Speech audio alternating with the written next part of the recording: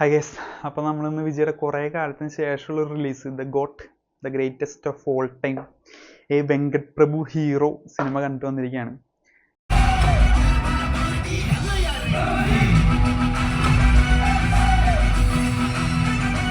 Actually ഞാൻ രാവിലെ പുലർച്ചെ പോയിട്ട് ഫസ്റ്റ് ഷോ തന്നെയാണ് കണ്ടത്.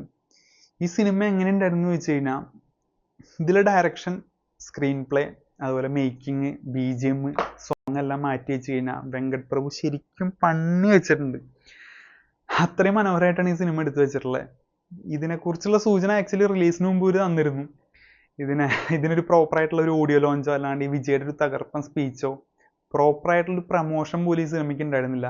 അതിൻ്റെ റീസൺ എന്താണുള്ള ഈ സിനിമ കണ്ടു കഴിയുമ്പോൾ നമുക്ക് എല്ലാവർക്കും മനസ്സിലാവും. ഇതിൻ്റെ എല്ലാ വിജയ് സിനിമയ്ക്കും വരുന്ന ഒരു വിജയുടെ ഒരു കോൺട്രിബ്യൂഷൻ ഉണ്ട്. അത് ഈ സിനിമയ്ക്ക് റിലീസിന് മുമ്പ് പ്രൊമോഷൻ്റെ സൈഡിൽ നിന്ന് കിട്ടിയിരുന്നില്ല.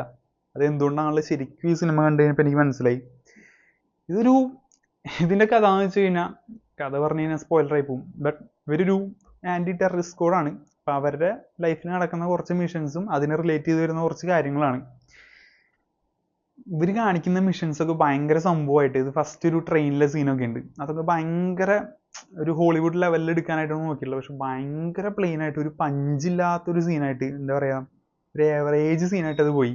അതിലൊരു ഭയങ്കര കൈയടിക്കാനുള്ള ഒരു സീനോ അല്ലാണ്ടെങ്കിൽ ഇൻട്രോ ആണ്, പക്ഷെ അങ്ങനെ ഒരു സംഭവം പോലും എനിക്ക് ആ സീനിൽ കിട്ടിയിട്ടുണ്ടായിരുന്നില്ല.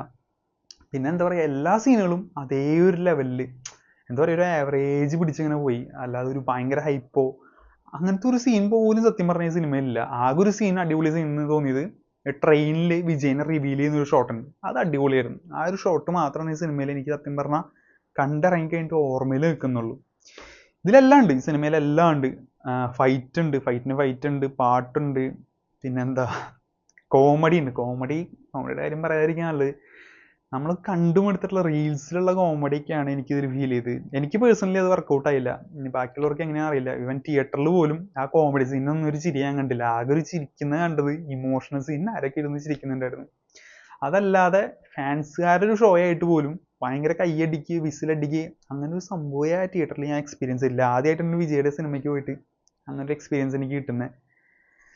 എന്താ പറയുക, ഇതിലിപ്പോൾ പ്രത്യേകിച്ച് എന്ത് പറഞ്ഞാലും സ്പോയിലറായി പോവും. അങ്ങനത്തെ ഒരു സ്ഥിരം കഥ നമുക്ക് കണ്ടാൽ മനസ്സിലാവും അടുത്ത് എന്താണ് നടക്കാൻ പോകുന്നത് എന്നുള്ളത്. ആ ഒരേ വേവിൽ പോകുന്ന ഒരു കഥ. അല്ലാതെ ഭയങ്കര ട്വിസ്റ്റോ, കുറെ ട്വിസ്റ്റുകളൊക്കെ കാണിക്കാൻ നോക്കിയിട്ടുണ്ട്. പക്ഷെ ട്വിസ്റ്റ് ആണെന്ന് വെച്ച് കഴിഞ്ഞാൽ എല്ലാം നമുക്ക് എക്സ്പെക്ട് ചെയ്യാം. ഒരു ട്വിസ്റ്റ് ഒഴികെ ബാക്കി എല്ലാം നമ്മൾ പ്രതീക്ഷിക്കും ഇത് ഇങ്ങനെയാണ് നടന്നു പോകാൻ പോകുന്നത്. പിന്നെ കുറെ കാസ്റ്റ് ഉണ്ട്. ഈ കാസ്റ്റിൻ്റെ ഒക്കെ ആവശ്യമുണ്ടോ എന്ന് ചോദിച്ചാൽ എനിക്കറിയാൻ പാടില്ല എന്തിനു വേണ്ടിയിട്ടായിരുന്നു ഇത്രയും വലിയ സംഭവം എന്നുള്ളതൊക്കെ. ഇതിനെക്കുറിച്ച് പറഞ്ഞു തുടങ്ങി കഴിഞ്ഞാൽ സ്പോയിലർ വരും. അതുകൊണ്ടാണ് ഞാൻ ഒന്നും പറയാത്തത്. പിന്നെ എന്താ പറയുക, ഇത്രയേ ഉള്ളൂ. ആവറേജ് ആയിട്ട് ഇതിന് റിലീസിന് മുമ്പ് കുറേ തിയറികൾ ഉണ്ടായിരുന്നു. ടൈം ട്രാവലാണ്, അല്ലാണ്ടെങ്കിൽ ടൈം ട്രാവൽ ചെയ്ത് വരുന്ന ഒരു കഥയാണെന്നൊക്കെ പറഞ്ഞിട്ട്. അങ്ങനെയൊന്നും എക്സ്പെക്ട് ചെയ്ത ഒരാൾ പോലും പോകരുത്. ഒരു സയൻസ് ഫിക്ഷൻ മൂവി അല്ല ഇത്. ആക്ച്വലി എന്താ പറയുക, ഒരു ഫാമിലി റിവെഞ്ച് അങ്ങനത്തെ ഒരു സ്റ്റോറിയാന്ന് വേണമെങ്കിൽ പറയാം. എല്ലാവരും പോയിട്ട് കണ്ടു തന്നെ എക്സ്പീരിയൻസ് ചെയ്യാം. ഇതൊരു മോശം സിനിമയാണെന്ന് ഞാൻ പറയില്ല. ആവറേജ് ആയിട്ട് കണ്ടു തീർക്കാവുന്ന ഒരു സിനിമ. അല്ലാതെ നമ്മൾ ഇറങ്ങി വന്നിട്ട് ഒരു അടിപൊളി സിനിമ കണ്ടറാ, അല്ലെങ്കിൽ വിജയായിട്ട് ഒരു സൂപ്പർ പടം ഇറങ്ങിയിട്ടുണ്ട്, ഇത്രയും കാലം കഴിഞ്ഞിട്ട് സിനിമ ഇറങ്ങുമ്പോൾ നമുക്കൊരു എക്സ്പെക്ടേഷൻ ഉണ്ടാവും. ആ എക്സ്പെക്ടേഷൻ്റെ ഒരു 50% പോലും ഈ സിനിമ തന്നിട്ടില്ല. കണ്ടു തീർക്കാം. ആവറേജ് ആയിട്ട് നമുക്കിങ്ങനെ കണ്ടിരുന്നിട്ട് ഇങ്ങനെ പോരാം, അത്രേ ഉള്ളൂ. അല്ലാതെ വേറെ പ്രത്യേകിച്ച് ഒന്നും ഞാൻ ഈ സിനിമയിൽ കണ്ടിട്ടില്ല. പിന്നെ ഈ പറഞ്ഞ പോലെ സോങ് ഒക്കെ എന്താണ് കാണിച്ചു വെച്ചിരിക്കുന്നത് വെച്ചൊരു ആവറേജ് സോങ്ങുകൾ, BGM ആയാലും ഈ പറഞ്ഞ പോലെ തന്നെ. പിന്നെ ആക്ടിങ്, ഇപ്പൊ വിജയുടെ ലുക്കിനെ ഒരുപാട് പേര് ഈ സോങ് കണ്ട് കളിയാക്കിയിട്ടുണ്ടാവും. പക്ഷെ ആക്ച്വലി ഈ ലുക്ക് ഒന്നുകൂടി പടത്തിൽ ബെറ്റർ ആയിരുന്നു വേണമെങ്കിൽ പറയാം. അത്ര മോശമായിരുന്നില്ല. പക്ഷെ ഈ ലുക്ക് വെച്ചോണ്ടാണോന്നറിയില്ല. വിജയുടെ ക്യാരക്ടർ അടിപൊളിയാണ്. നമ്മൾ മുമ്പ് ഒരു സിനിമയിൽ കണ്ടിട്ടുള്ള പോലത്തെ ഒരു ക്യാരക്ടർ തന്നെയാണ്. ബട്ട് സ്റ്റിൽ നല്ല ക്യാരക്ടറാണ്. പക്ഷെ അതങ്ങോട്ട് എഫക്റ്റീവ് ആയില്ല. അവർ വിചാരിച്ച പോലെ വർക്കൗട്ട് ആയിട്ടില്ല. അവരെന്തൊക്കെ എക്സ്പെക്ട് ചെയ്തിട്ടുണ്ട്, പക്ഷെ ആ ഒരു മാസോ അല്ലാണ്ട് ആ ഒരു സ്വാഗോ ആ ക്യാരക്ടറിന് കിട്ടിയിട്ടില്ല എന്നുണ്ടെങ്കിൽ വേണമെങ്കിൽ പറയാം. അങ്ങനെ ഭയങ്കര പ്ലെയിനായി ആവറേജ് ആയിട്ട് പോയി അവസാനിക്കുന്ന ഒരു സിനിമ. അതിൽ എല്ലാ സീനുകളും ഭയങ്കര മാസാക്കാൻ നോക്കിയിട്ടുണ്ട്. പക്ഷെ ആ ഒരു മാസ് എനിക്ക് ഫീൽ ചെയ്തില്ല. എൻ്റെ പേഴ്സണലി കാര്യമാണ് പറയുന്നത്. എനിക്ക് അങ്ങനെ ഒരു മാസോ അല്ലാണ്ടെങ്കിൽ ഒരു ക്ലാസ് പോലും എനിക്ക് ഫീൽ ചെയ്തില്ല. ഭയങ്കര ആവറേജ് ആയിട്ട് ഒരു വിജയ് സിനിമയായിട്ട് എനിക്ക് ഫീൽ ചെയ്തില്ല. ഭയങ്കര നോർമലായിട്ടൊരു സിനിമ. ഇപ്പം എല്ലാവരും പറയും വിജയ് രക്ഷകനായിട്ടാണ് എല്ലാ സിനിമയിലും ചെയ്യുന്നത്. രക്ഷകനായിട്ട് ചെയ്യായിരുന്നെങ്കിലും അത് വിജയ് ചെയ്യുമ്പോൾ ഒരു എഫക്റ്റ്, ഒരു പഞ്ച് ഉണ്ട് അവിടത്തിന്.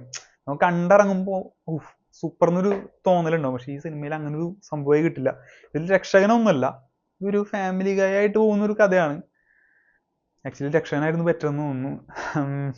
കഥ കേൾക്കുമ്പോൾ നമുക്ക് ഭയങ്കര സംഭവമായിട്ട് തോന്നും. പക്ഷെ എടുത്തു വെച്ചിരിക്കുന്നത് ഈ പറഞ്ഞ പോലെ, പിന്നെ പറഞ്ഞിട്ട് കാര്യമില്ല. എല്ലാവരും പോയിട്ടൊന്ന് കണ്ടു നോക്കുക.